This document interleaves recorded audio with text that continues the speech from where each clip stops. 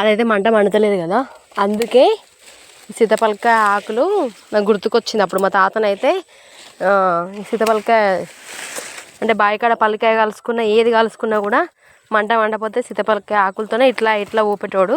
ఇప్పుడు అది నాకు గుర్తుకొచ్చింది, అందుకే ఆకులు అయితే తీసుకున్నా. ఇగో ఇట్లా ఊపాలి.